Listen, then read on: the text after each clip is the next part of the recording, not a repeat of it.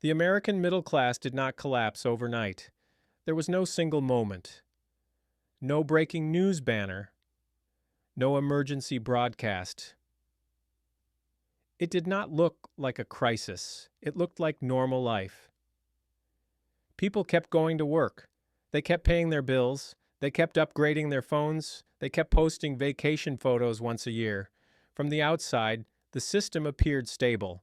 But underneath, something fundamental was changing. Slowly, quietly, systematically. 20 or 30 years ago, the middle class represented something very specific. It was not about luxury. It was about predictability. One full-time income could cover housing, food, healthcare, education, and still leave room for savings. Not wealth, but stability. Not abundance, but control. Today, that structure no longer holds. Two incomes often replace one. Savings shrink or disappear. Debt becomes permanent. And normal life starts to feel fragile. Not dramatic, just heavy. The collapse of the middle class does not announce itself with explosions. It reveals itself in small compromises, smaller apartments, longer commutes, delayed doctor visits, credit cards replacing emergency funds, adult children moving back home. Retirement pushed further away each year. Individually, these changes seem manageable. Collectively, they form a pattern, and patterns are where systems reveal their truth.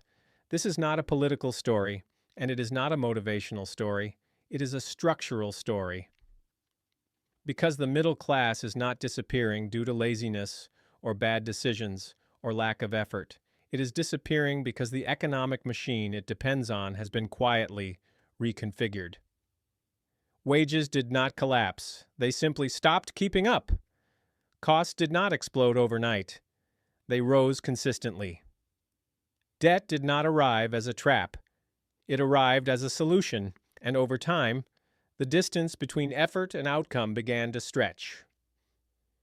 In the past, productivity and income moved together. When workers produced more, they earned more. That connection formed the backbone of middle-class expansion after World War II. But around the late 1970s and early 1980s, that relationship began to break. Productivity continued upward. Wages flattened. The system kept growing. People did not. At first, this gap was invisible. Inflation masked it. Credit masked it. Two-income households masked it. Asset bubbles masked it. But the math never changed. If the cost of living rises faster than income, the middle class does not collapse immediately. It thins, like ice melting from below. Housing is the clearest example. For decades, owning a home was the center of middle-class security. It was not just shelter, it was forced savings, a retirement anchor, a psychological boundary between stability and vulnerability. Today, in many American cities, home prices are no longer connected to local wages. They are connected to global capital, financial speculation, and cheap credit. This creates a structural split. Those who already own property accumulate wealth passively. Those who do not fall behind permanently. Rent replaces ownership. Payments replace equity, and mobility replaces roots. The middle class becomes a service layer for an asset-owning class above it. Not through conspiracy, through incentives. Healthcare follows a similar logic. Insurance premiums rise faster than salaries.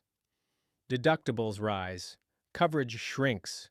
A single accident can erase years of savings. Preventive care becomes optional.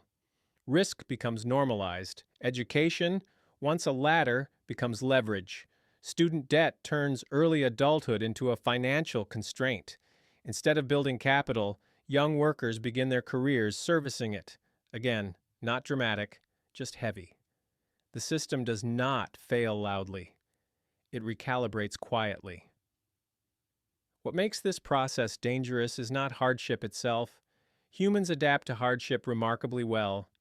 What makes it dangerous is normalization. When instability becomes routine, People stop resisting it. They reorganize their expectations around it. They downgrade their definition of normal. The middle class once expected progress. Now it hopes for maintenance, and even that feels uncertain. But statistics can still look healthy. GDP grows, stock markets rise, corporate profits hit records. From a distance, the economy appears strong, because the economy is no longer designed to measure stability. It is designed to measure velocity, money moving, assets inflating, capital circulating. Whether households are secure inside that motion is a secondary variable.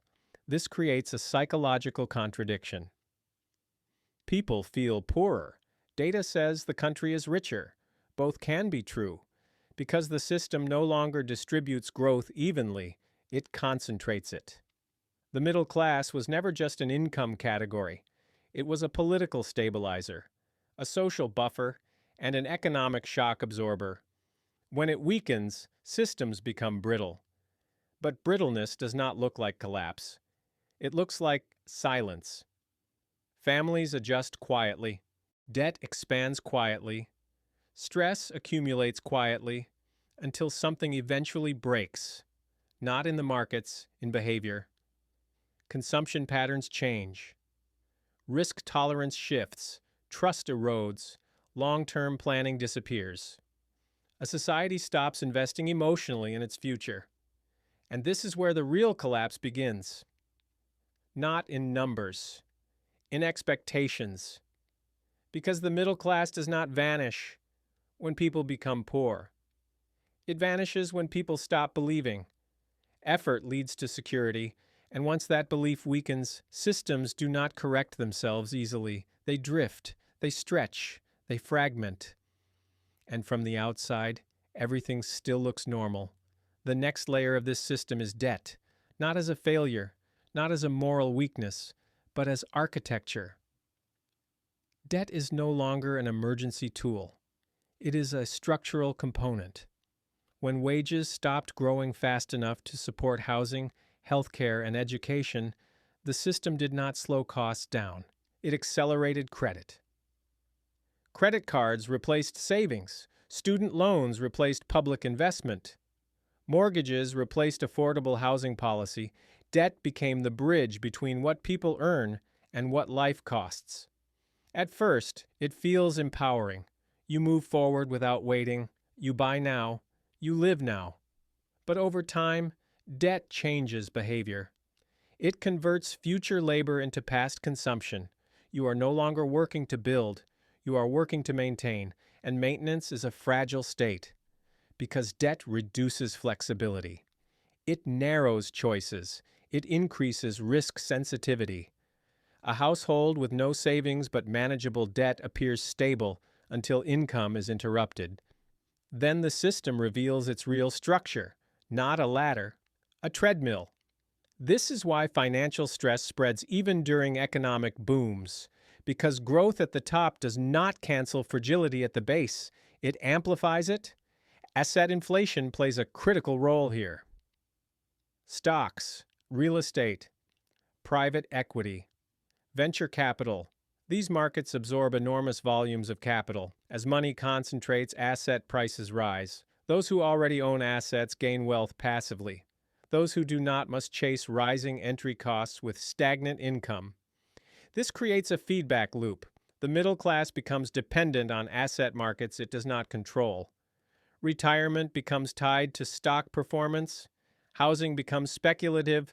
Savings become exposure. Security becomes conditional. Not on work, on markets. And markets are not designed for stability. They are designed for motion. This is where the psychological transformation deepens. Previous generations viewed stability as normal and risk as occasional. Today, risk is permanent. Job security is temporary. Contracts replace careers. Automation replaces skills.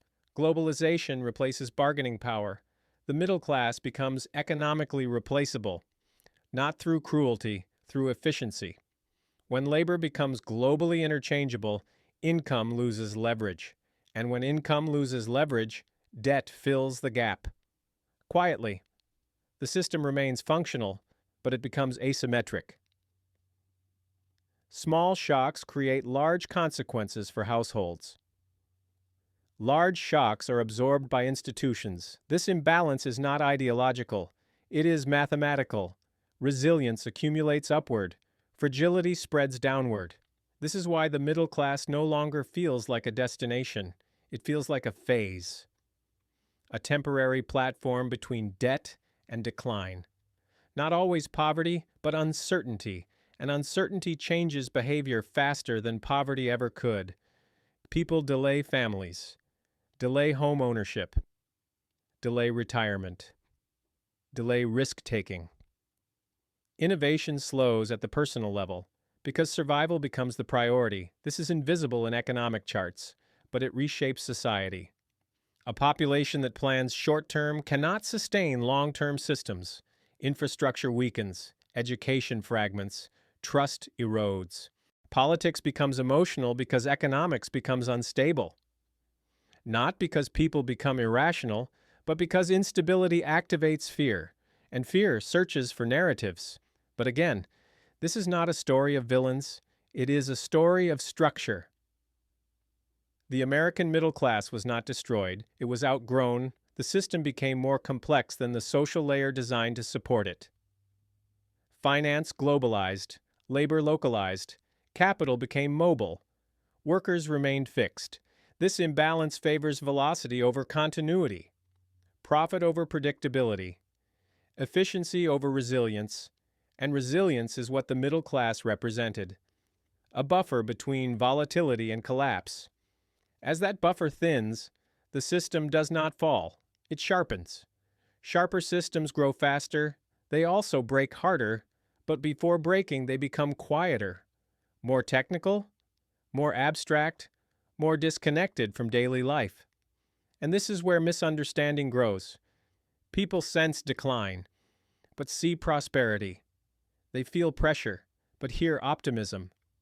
This cognitive dissonance produces two reactions. 1. Denial. The belief that things will return to normal. 2. Radicalization. The belief that someone must be blamed. Both miss the point because systems do not return. They evolve. The middle class of the past was not an economic law. It was a temporary configuration built on post-war expansion, cheap energy, domestic manufacturing dominance, demographic growth. Those conditions no longer exist. What exists now is a financialized, asset-driven, globally competitive system, efficient, profitable, and structurally indifferent to stability at the household level. This does not mean collapse is inevitable, but it means the old definition of stability is obsolete. The future middle class, if it exists, will not resemble the past one.